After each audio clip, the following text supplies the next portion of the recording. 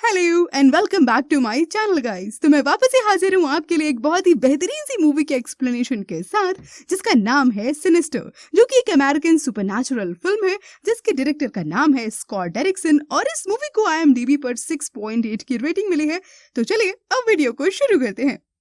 तो दोस्तों, मूवी की शुरुआत कुछ इस तरह से होती है कि जहां पर एक प्रोजेक्टर में हमें एक वीडियो दिखाई जाती है जिसमें कि 4 लोगों को एक साथ पेड़ से लटकाकर फांसी दे दी जाती है और यहीं पर सीन कट होता है। इसके बाद हम एलिसन नाम के एक आदमी को देखते हैं जो कि अपनी फैमिली के साथ एक न्यू घर में शिफ्ट हुआ होता है, लेकिन उसकी फैमिली इस घर में नहीं आना चाहती थी। तभी एलिसन कहता है कि मैं तुमसे वादा करता हूँ, अगर तुम्हें ये घर पसंद नहीं आया तो मेरी बुक पूरी हो जाने के बाद हम लोग कहीं और शिफ्ट हो जाएंगे। और इसके बाद हमें पता चलता है कि एलिसन ट्रू इंसिडेंट पे क्राइम स्टोरी लिख रहा होता है और वो वहाँ एक गायब लड़की और उसकी मरी हुई फैमिली के बारे में रिसर्च करके कहानी लिखने के लिए आया होता है। और वहीं जो टाउन का पुलिस ऑफिसर होता है वो इस बात से हालांकि बिल्कुल भी खुश नहीं होता है और वो एलिसन से बोलता है कि तुम्हें इस घर में नहीं आना चाहिए था। उसके बाद एलिसन घर के ऊपर वाले स्टोर रूम में जाता है और वहाँ पर उसको एक प्रोजेक्टर मिलता है और उसमें बहुत सारी फिल्म्स होती हैं और तभी उसको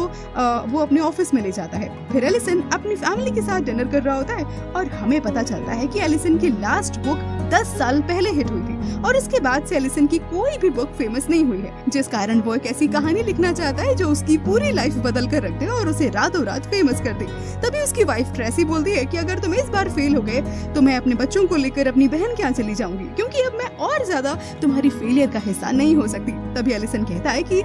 वो इस बार डेफिनेटली फेल नहीं होगा। इसके बाद हम एलिसन को ऑफिस में काम करते हुए देखते हैं और वो उसी स्टोरी पर काम कर रहा होता है जिसकी फिल्म हमें मूवी की शुरुआत में दिखाई गई थी। और उसके बाद वो प्रोजेक्टर में वो मिली हुई फिल्म को प्ले करता है और देखता है कि एक फैमिली के पूरे एक साथ सभी लोगों को फांसी दे दी गई थी। तभी एलिसन को समझ नहीं आ रहा होता है कि आखिर इस फिल्म को शूट किसने किया होगा और उस फिल्म की छोटी लड़की यानी कि स्टेफनी कहाँ गई। उसके बाद वो दूसरी फिल्म को प्ले करता है और देखता है कि एक फैमिली को गाड़ी में बंद करके पूरी गाड़ी को आग लगा दी गई थी। और उसके बाद एलिसन ऑफिस से बाहर आता है और उसे किसी के होने का एहसास होता है और जब वो जाकर चेक करता है तो उसे एक बॉक्स में उसका बेटा ट्रेवर मिलता है जो कि नींद में बुरी तरह से चिल्ला रहा होता है और जब वो होश में आता है तो वो बिल्कुल नॉर्मल हो जाता है। इसी दौरान तभी एलिसन अपनी वाइफ ट्रेसी को उस केस के बारे में बताने की कोशिश कर रहा होता है, लेकिन वो उसे बता नहीं पाता है। तभी सीन शिफ्ट होता है और अगले दिन जब एलिसन दूसरी फिल्म देख रहा होता है तो उसमें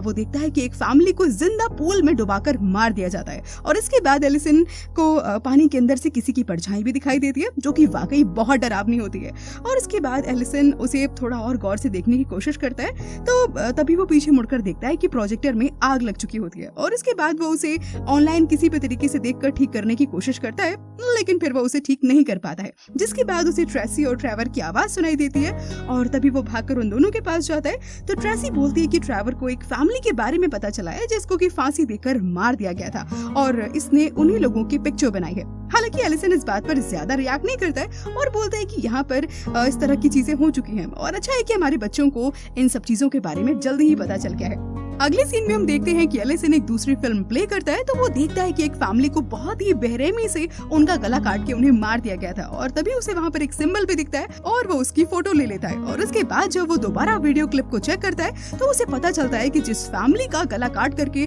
उनका मर्डर किया गया था उस फैमिली का नाम लुइस होता है। और तब एलिसन इन सब के बारे में ऑनलाइन सर्च करने लगता है तो उसको एक न्यूज से पता चलता है कि उस फैमिली के सभी मेंबर्स को मार दिया गया था, लेकिन उनका एक छोटा सा बच्चा जिसका नाम क्रिस्टोफर होता है वो लापता हो गया था और उसका पता अब तक नहीं चल पाया है। तब एलिसन इन सब चीजों को समझने की कोशिश कर ही रहा होता है कि तभी उसे स्टोर रूम से कुछ आवाजें सुनाई देती है और फिर वो अचानक से जब वहाँ पर जाता है तो लाइट चली गई होती है। उसके बाद एलिसन स्टोर रूम चेक करने जाता है तो वहाँ उसे एक बड़े बॉक्स में एक सांप दिखाई देता है और सांप को वहाँ से निकालने के बाद वो वहाँ पर पड़े हुए बॉक्स को चेक करता है और उसमें एक ड्राइंग दिखती है जो उन्हीं फिल्म से रिलेटेड होती है जो कि एलिसन ने देखी होती है। हालांकि अभी काफी अजीब बात होती है, उस ड्राइंग में तभी उन फैमिली के अलावा मिस्टर हुगी नाम का उसे एक आदमी भी दिखता है जो कि उन सबको मरते हुए देखता है। इसीलिए एलिसन उन सभी ड्राइंग की एक वीडियो बना लेता है और तभी वहाँ से जब वो नीचे आ रहा होता है तो स्टोर रूम में कुछ टूटता है जिसके कारण उसे चोट लग जाती है और तभी उसको चेक करने के लिए वहाँ पर एक डेप्यूटी अपने साथी के साथ आता है और वो डेप्यूटी एलिसन की फेमस बुक का बहुत बड़ा फैन होता है। इसीलिए वो एलिसन से कहता है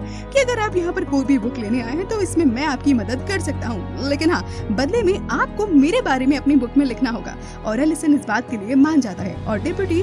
लुइस की फैमिली के बारे में उसे बहुत कुछ बताता है और बोलता है कि जो भी मुझे नहीं पता है वो मैं आपको पता करके बता दूंगा। अब अगले सीन में एलिसन ड्राइंग और सारे वीडियोस को फिर से प्ले करके देख रहा होता है। वो हर जगह उस डरावने चेहरे वाले आदमी को देखता है और तभी उसके बाद डिप्टी का कॉल आता है और वो 2 फैमिली का एड्रेस देता है जो कि मर गई थी, और जिस कारण एलिसन बहुत ही ज्यादा हैरान रह जाता है क्योंकि उसको पता चलता है कि जो दूसरी फैमिली भी मरी थी वो भी इस टाउन में आने से पहले उसी घर में रह रहे थे जिस घर में पहली फैमिली मरकर गायब हो गई थी। उन दोनों ही फैमिलीज के साथ ऐसा हुआ था कि जब उन्होंने इस घर को छोड़ा था तभी उनका मर्डर हो गया था और उनका एक छोटा बेटा भी होता है जो कि लापता हो चुका होता है। और इसी दौरान लैपटॉप में हमें मिस्टर बूगी की फोटो हिलती हुई दिखती है, लेकिन वो एलिसन नहीं देख पाता है। और इसके बाद वो ड्राइंग वाली वीडियो को वापस से प्ले करता है और देखता है कि वो खुद भी कहीं ना कहीं उस स्टोर रूम से नहीं गिरा होता है, बल्कि बहुत सारे बच्चों के हाथ ने कहीं ना कहीं उसे पकड़कर घसीटा होता है, जिसकी वजह से एलिसन गिर जाता है। और अब ये सब कुछ देखकर एलिसन वाकई बहुत ज्यादा डर चुका होता है। अब बहुत रात हो चुकी होती है और एलिसन अब सो रहा होता है और तभी उसे एहसास होता है कि मानो प्रोजेक्टर चल रहा है, और जब वो आकर चेक करता है तो वाकई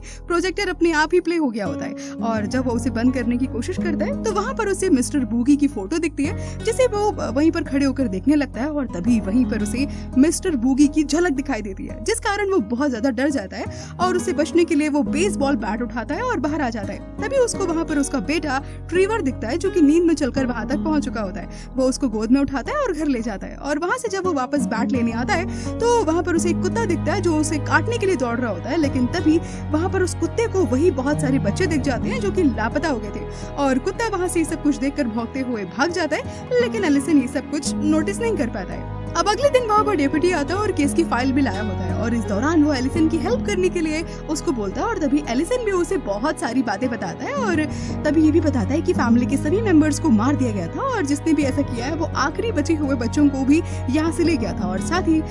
इस तरह के जो मर्डर होते हैं सीन पर एक अलग तरीके का सिंबल भी देखने को मिलता है। और तभी ये सब कुछ सुनकर डेप्यूटी एलिसन को किसी प्रोफेसर के बारे में बताता है जिसका नाम जोनस होता है और जिन्होंने इस तरह के काफी केसेस को सॉल्व किया होता है और पुलिस की मदद भी की होती है। और फिर जब एलिसन जोनस से बात करता है तो जोनस उन्हें बताते हैं कि जो निशान क्राइम सीन पे मिलते हैं वो बगुल नाम के एक शैतान के हैं जो कि बच्चों को खाता है, मतलब कि वो बच्चों को अपनी दुनिया में ले जाता है और वहाँ पर उनकी रूह को कैद कर लेता है और उसके बाद उसे अपने फायदे के लिए इस्तेमाल करता है। और ये सब सुनकर एलिसन थोड़ा घबरा जाता है और उस प्रोजेक्टर को बंद करके सोने चला जाता है। फिर आधी रात में वापस से उसको प्रोजेक्टर की आवाज सुनाई देती है और जब वो ऑफिस में आता है तो देखता है कि वो प्रोजेक्टर अपने आप खुद ब खुद चालू हो चुका होता है और जिस कारण वो काफी ज्यादा डर जाता है। इसके बाद वो अपने घर के चारों तरफ देखने लगता है और उसे आसपास कुछ भी दिखता तो नहीं है, लेकिन हाँ वहाँ पर वो बच्चे जरूर होते हैं जो उसे देख रहे होते हैं, लेकिन एलिसन उन सबको नहीं देख पा रहा होता है। इसके बाद वो अपने बच्चों के रूम में जाकर उन्हें चेक करता है तो देखता है कि उसका बेटा तो सो रहा होता है, लेकिन उसकी बेटी एशले वो भी जग रही होती है और उसके पास एक स्टेफनी नाम की भूत होती है जो कि उसकी बेटी एशले को चुप रहने को बोलती है।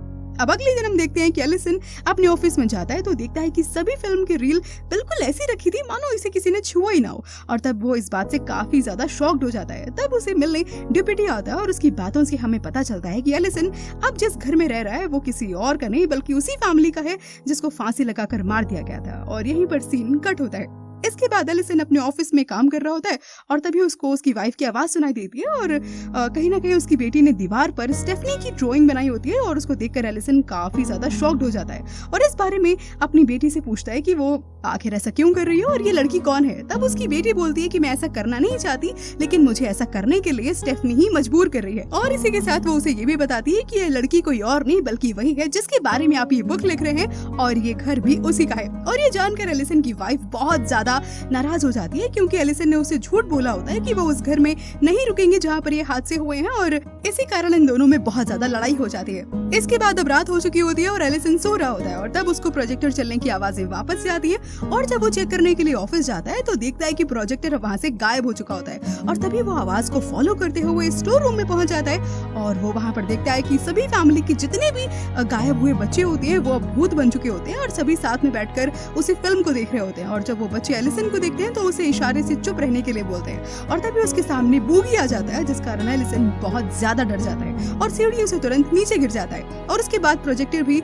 नीचे गिर जाता है जिसको एलिसन गुस्से में आकर के डस्टबिन में फेंकता है और उसमें आग लगा देता है। उसके बाद उसकी वाइफ भी वहाँ पर आ जाती है और तब एलिसन अपनी वाइफ से माफी मांगता है और बोलता है कि हमें अभी के अभी यहाँ से निकलना होगा, यहाँ से निकलना बेहद जरूरी है। और इसके बाद एलिसन काफी तेज गाड़ी चलाकर जा रहा होता है जिस कारण एक पुलिस ऑफिसर उसका पीछा कर रहा होता है और वो ऑफिसर कोई और नहीं बल्कि वही ऑफिसर था जिसने एलिसन को वापस जाने की सलाह दी होती है। लेकिन तभी एलिसन खुद को संभालते हुए बोलता है कि मैंने अब तुम्हारी सलाह मान ली है, इसीलिए मैं वापस जा रहा हूँ, मेरे साथ ऐसा कोई हादसा नहीं हुआ है और हाँ, मैं कोई बुक भी नहीं लिख रहा हूँ। और इसके बाद एलिसन वहाँ से निकल जाता है। इसके बाद हम देखते हैं कि एलिसन अब अपनी फैमिली के साथ दूसरे घर में शिफ्ट हो चुका होता है और वहाँ पर वो लोग हंसी खुशी साथ में रह रहे होते हैं। लेकिन तभी एक दिन प्रोफेसर जोनस एलिसन को वीडियो कॉल करके बताते हैं कि बगुल हमारी दुनिया में तस्वीरों को ही लेने आता है और बच्चों को उन्हीं तस्वीरों में कहीं ना कहीं कैद कर लेता है। और ये जानकर एलिसन बहुत ज्यादा शॉक्ड हो जाता है और अपने पास वाली जितनी भी फोटोज होती हैं उन सभी को डिलीट कर देता है। और जब वो बचा हुआ सामान रखने के लिए ऊपर स्टोर रूम में जाता है तो वहाँ पर उसको वही प्रोजेक्टर बॉक्स मिलता है जो कि उसने जला दिया होता है। और उसके बाद वो बॉक्स को चेक करता है तो उसमें कुछ एक्स्ट्रा रील्स भी होती हैं